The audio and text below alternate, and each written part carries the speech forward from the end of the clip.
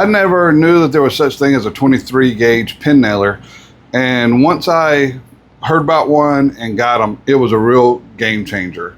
Okay, so here is a 23 gauge pin nail next to an 18 gauge brad nail. Now, yes, it's definitely a lot smaller around, but the big difference is that the 23 gauge pin doesn't have a head on it. And so when you shoot a 18 gauge, it has a head. So that head goes in, it punches a hole, into your wood. And I mean, every time you go through, you're going to have these holes. Now you've got to come back, you've got to fill those holes with putty, repaint. But now if you've got a pin nail, you can come over here and once again, you can shoot these pins in, and they are so small you won't even notice them. Even in my own personal kitchen, I never realized that the little trim boards on my cabinets, which is like a white Formica melamine type material, that they use pin nails. And once I realized that there's such a thing as a pin nail, I got to looking and I could see the small tiny holes, but I had lived in the house for years and had never noticed those holes because the pins were so small. So how much do we need to spend in order to get a pin nailer? And if you spend more, is there a big difference? Well, these are my 3 pin nailers. As you can see, they've all been well used. Now this is my first one I got. It is $19 right now on sale at Harbor Freight. I think they normally run about $35, but it is pneumatic. To be a pneumatic, it's going to be cheaper. And now it also does a 1/2 inch to 1 inch pins. This one was my first battery powered one. And now I was already in the Ryobi line, so I bought this one so I didn't have to pay for a battery. Now the Ryobi sells tool only for about $169, and then you have to use your own battery. So we're going from 19 to 169, and then we have the Milwaukee, and once again without the battery. Right now it is also on sale for $199. It's normally about $250. So we're looking at $35 normal price to $250 normal price. And is there a difference in between these tools? All right, for the banks, I really like it. It's all metal. There's really no plastic on it. The loading, everything here is metal. And then you have your little pins here. They just drop right in the bottom. And then you slide it closed, and that's it. Now with the banks, you do have to set the size of the nails manually. They may have changed it. This was when they first came out. This is one of the older ones, and I know that Banks hasn't made some improvements on their 18 gauge, but I haven't needed to improve it because this thing has worked.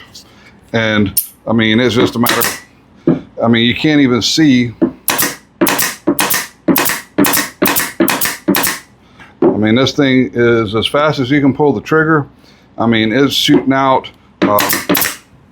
And when it comes to where you would use this is like if you had a little trim, or when you're assembling something, you want to stick it together, you can shoot these little pins in it, and you can't even see. I mean,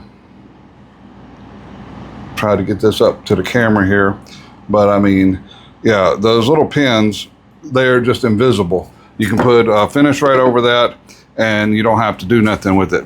Now, I'll a lot of times put a little glue underneath there and then shoot those in to tack it, and then that'll hold it for the glue to dry. Or if I am pre-assembling something and want to try to fit it, with these pins, because they don't have a head on them, you can just pull the wood right out, and it doesn't really damage the wood. If anything, you put a little bit of water on there and that hole will swell right up. So this thing for $19, it is a no-brainer. The only problem is you have to have an air hose for it. And that's why I still use it whenever I'm doing a lot of working. I had bought the Ryobi, secondly, because I wanted the battery powered. But, as we can see, the Ryobi is significantly larger. So it is a little bit more difficult to get into places. It's a little bit heavier, and whenever you're shooting with it, now it does the same. We can use those same 1/2-inch nails with the Ryobi. And if you're in the Ryobi line and you want a battery powered one, and now this is all aluminum, the catch is a little bit of plastic, and obviously the handle's all plastic. Now, when it comes to the Ryobi or any of the battery powered one, the size of the battery is going to make a big difference. But the tool itself is substantially larger and heavier without the battery. It has the same safety on it. And now if you see this, when I pull the trigger, it takes maybe a second, but it is a little bit longer. There is like a 1-second delay while it kind of pulls back in and shoots the nail, but it shoots the nails perfectly. One of the things about this one compared to the Banks is that it can go all the way up to 1 3/8 inches. These are 1 3/16 inches, which is the largest pin nails I have. I usually don't use that long of a pin nail because this is mainly for me to doing smaller boards, and so I don't really go for anything over 1 inch. Now the Banks can only shoot a 1-inch pin, whereas again we go 1 3/16, and every time perfect, no problems whatsoever. But again, you've got that little bit of a delay. So then I went over to the Milwaukee.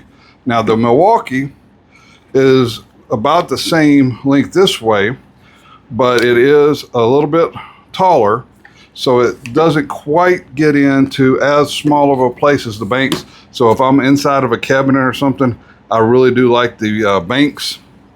And you've got your normal same old magazine. You load it up. Once again, the battery size, it's going to be whatever battery you have. But once again, to me, it seems like the Milwaukee shoots a little bit faster than what the Ryobi does, and it's a lot lighter, and it definitely is a lot narrower. So whenever you're trying to get kind of low, it is able to fit in to a much better place. Now it will also shoot up to a 1 3/8 inches pin. All you have to do, swap them out. And again, as you can see, this is definitely, these are long, but it sinks them perfectly every time. So what do I think? I think if you have air, this one in the shop, for years I've used it when I was doing high production because it does shoot faster. It is limited to a 1-inch pin, but in my opinion, a 1-inch pin is really about the longest pin you're going to need. Now, if you're already in the Milwaukee line, this one here is no doubt a terrific tool, especially if you're going to be out mobile, don't have air. This is for air tool, or for a battery tool, is a fantastic tool. Whereas the Ryobi, you can check it out on a Direct Tools outlet and get these on sale sometimes at a really reasonable price. And if you can catch it at a super cheap price and you're already in the battery line, so you're not having to buy batteries, this will work, and it will work for years. And it doesn't matter, you can put the smallest 2 amp-hour battery, because these things will shoot thousands of pins on any battery. So to me, there is not really one that is way better than the other.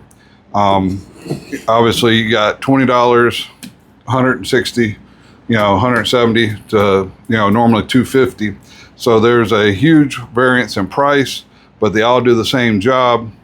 And this one definitely, you're getting more refinement and you get the smaller battery powered, but in a smaller form. And that's really all you're paying, because when the day is done, these here, they're going to shoot, you know, the exact same nails.